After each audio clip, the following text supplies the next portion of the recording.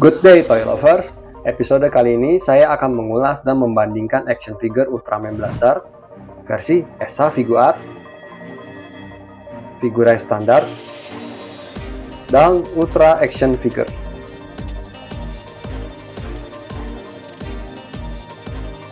SAF dan WAF adalah action figure yang sudah dicat jadi siap pose dan pajang.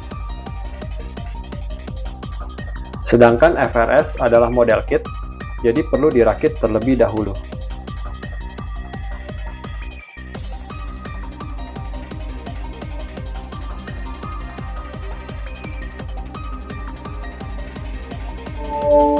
Di dalam box SAF, Anda akan mendapatkan satu action figure, 5 set tangan ekstra yang dapat ditukar, satu lampu dada merah yang dapat ditukar, satu pedang Tilsonite.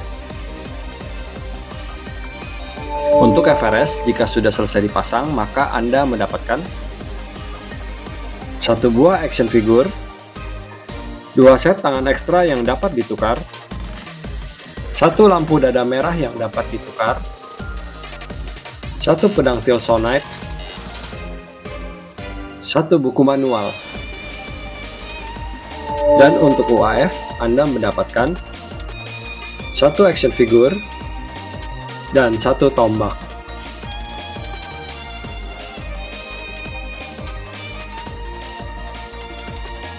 SAF memiliki tinggi sekitar 15 cm dan berat sekitar 47 gram. Bahannya dari plastik ABS dan PVC. FRS memiliki tinggi sekitar 16 cm dan berat sekitar 34 gram. Bahannya dari plastik PS.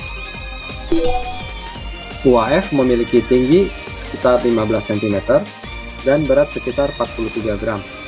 Bahannya dari plastik ABS, POM, dan PVC.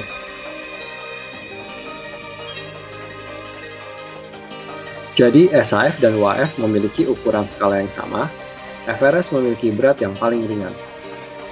Berikut ini adalah tampilan 360 derajat dari setiap figur Ultraman Blazar. Untuk SAF, proporsi badannya sudah bagus, namun menurut saya untuk bagian tangan agak sedikit kependekan. Untuk detail dan pewarnaannya bagus. FRS proporsi badannya heroik, detail dan pewarnaannya juga bagus. Khususnya bagian aksen garis biru dan merah sudah dicetak metalik. UAF proporsi badannya oke, detailnya ada, namun pewarnaannya tidak menyeluruh. Khususnya di bagian belakang tidak diwarnai sama sekali.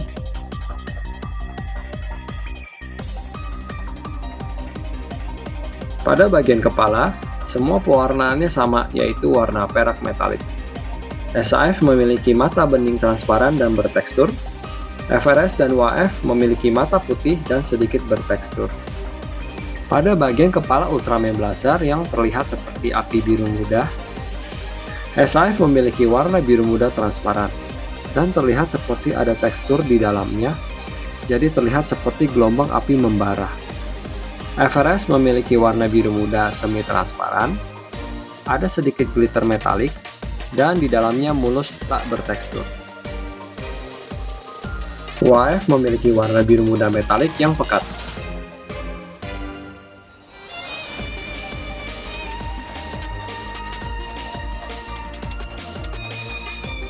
Detail bagian badan Ultraman Blazar ini memiliki pola garis biru dan merah metalik yang rumit dan asimetris. Pada SAF, pewarnaannya rapi dan memiliki lampu dada biru muda transparan. FRS menggunakan teknik insert molding seperti yang tertulis pada boxnya, sehingga pola garis biru dan merah yang rumit dapat dicetak dengan rapi dan menyatu langsung dengan bagian badan.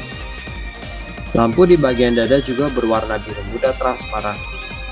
UAF badannya tidak diwarnai, jadi belang dengan warna kepala. Pewarnaan garis biru dan merah rapi, namun tidak menyeluruh, dan lampu di bagian dadanya berwarna biru muda pekat. SAF dan FRS memiliki aksesoris lampu dada merah yang dapat ditukar.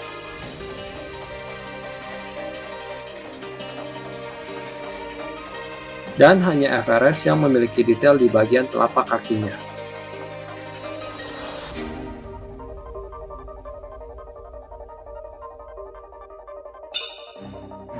SAF mendapatkan 5 set tangan yang bisa diganti, dan FRS mendapatkan 2 set tangan yang bisa diganti.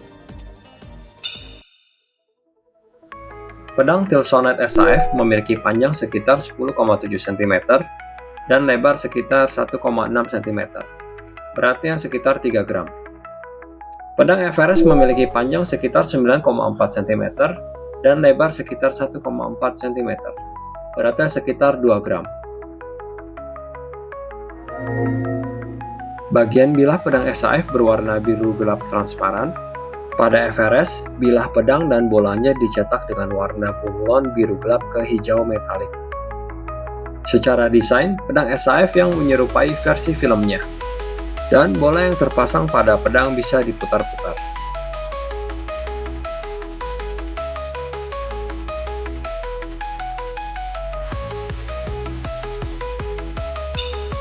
Hanya UAF yang memberikan aksesoris spiral blade. Panjangnya sekitar 10,2 cm, beratnya tidak sampai 1 gram. Pewarnaannya putih metalik dan terbuat dari bahan yang elastis.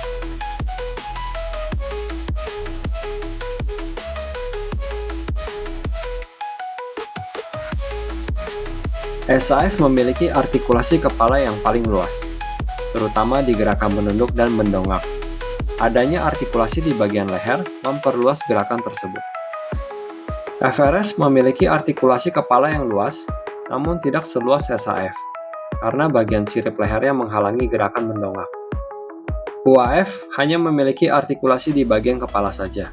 Bagian leher dicetak menyatu dengan badan, jadi artikulasi lebih terbatas. Engsel bahu SAF dapat ditarik menjadi sedikit lebih panjang, sehingga armor bahu dapat masuk ke rongga badan. Jadi artikulasi bahu lebih luas. FRS tidak memiliki engsel di bagian armor bahu. Armor bahu menyatu dengan lengan. Ketika digerakkan, armornya bertabrakan dengan badan, menyebabkan artikulasi lengan jadi lebih terbatas. UAF, armor bahunya dicetak satu bagian dengan lengan, dan ukuran armor bahunya tidak sebesar FRS, dan penempatan engsel yang tepat membuat artikulasi bahu dan lengan luas.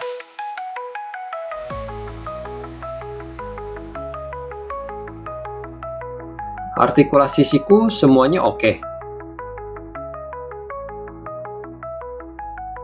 Dan SAF memiliki engsel gerak pada pergelangan tangan. Dan yang menarik, pada akhirnya FRS juga menggunakan engsel gerak di pergelangan tangannya. UAF memiliki engsel putar di bagian bisep. Dan yang menarik adalah engsel buka tutup pada bagian jari. Jadi bisa digunakan untuk menggenggam senjata.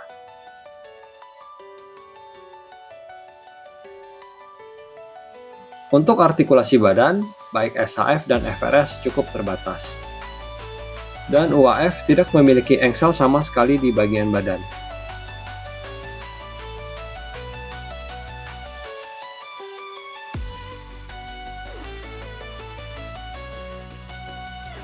Untuk artikulasi pangkal paha, semuanya oke. UAF memiliki keterbatasan pada rentang ke belakang. FRS memiliki rentang artikulasi paling luas karena pangkal pahanya bisa ditarik ke bawah, sehingga gerakan split bisa dilakukan tanpa terhalang.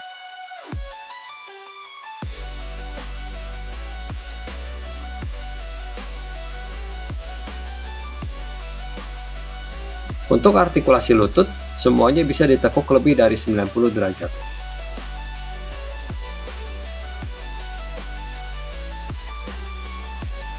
Pada bagian pergelangan kaki, SAF dan FRS memiliki engsel gerak, dan UAF hanya memiliki engsel putar.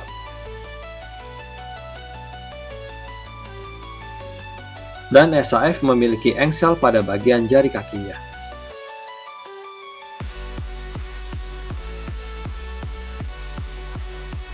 Sesudah melihat kemampuan rentang geraknya, saya akan melakukan pose-pose keren khas Ultraman Blazar.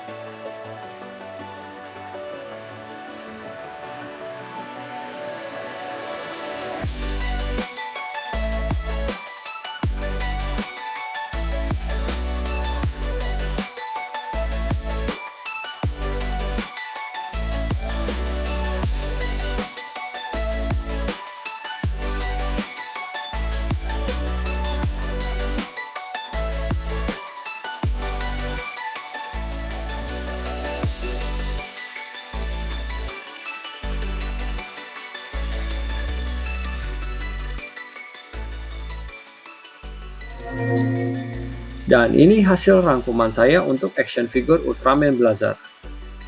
Dari tipenya, SAF itu action figure, FRS itu model kit, dan WAF action figure. Untuk perbandingan skala, SAF di 1:12, FRS di 1:11, dan WAF di 1:12. Bagian ketahanan, SAF memiliki ketahanan yang kuat, FRS plastiknya ringkih, WAF terasa lebih padat dan kuat di antara figur yang lain. Untuk kelengkapan aksesoris, SAF memberikan aksesoris yang paling lengkap di antara yang lain. Jadi saya berikan bintang 4. FRS tumben aksesorisnya sedikit, jadi bintang 3. Dan WAF yang paling minim, bintang 1. Bagian artikulasi, SAF artikulasinya paling luas, bintang 4. FRS cukup luas, di bintang 3,5. Dan WAF paling kaku, bintang 2. Untuk harga, SAF paling mahal, kisaran 700 ribuan, FRS di kisaran 500 ribuan, dan WAF di kisaran 300 ribuan. Secara nilai keseluruhan dari kualitas dan harga, untuk SAF lumayan dapat aksesoris pedang, bintang 3,5. FRS ini juga keren, dan harganya lebih murah, namun tumben aksesorisnya lebih sedikit, jadi bintang 3,5 juga. Untuk WAF, sebenarnya target marketnya berbeda. Action figure ini lebih dikhususkan untuk anak-anak di atas 3 tahun. Namun untuk mainan anak yang dijual di harga 300 ribuan, dengan kualitas pengecatan seadanya, buat saya ini sudah termasuk mahal, jadi bintang 2. Penilaian ini hanya menurut saya pribadi ya, dan kalau menurut kalian sendiri bagaimana? Silahkan tulis di kolom komentar.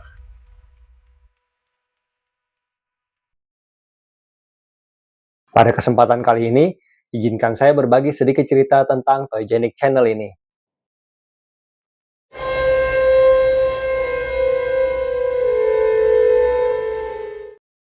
Cita-cita saya adalah dapat hidup layak dari passion saya di bidang art and craft, dan dapat membagikan hasil karya saya kepada dunia dan dapat menginspirasi. Saya juga banyak belajar dan terinspirasi dari para artis, profesional, dan hobiis yang membagikan karya mereka di YouTube. Dan pada saat pandemi terjadi lockdown, saya memutuskan untuk membagikan karya saya di YouTube daripada mati bosan di rumah aja nggak ngapa-ngapain. Dan tidak terasa channel ini sudah berjalan selama 4 tahun. Namun dalam prosesnya tidaklah mudah. Banyak waktu dan biaya yang saya curahkan untuk membuat satu video panjang. Karena semua proses pembuatan dari awal menentukan ide, syuting, editing, upload, dan menerjemahkan, itu saya kerjakan sendiri. Untuk satu video seperti ini, saya membutuhkan waktu pengerjaan sekitar 1 bulan lebih. Bahkan ada yang mencapai 3 bulan untuk proyek yang lebih sulit dan idealis.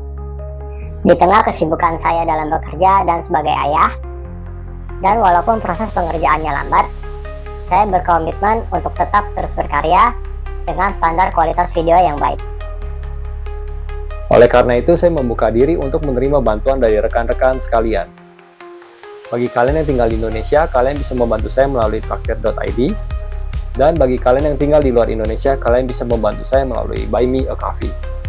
Link akan saya tulis di bagian deskripsi. Sekian video kali ini. Terima kasih sudah menonton video ini sampai habis.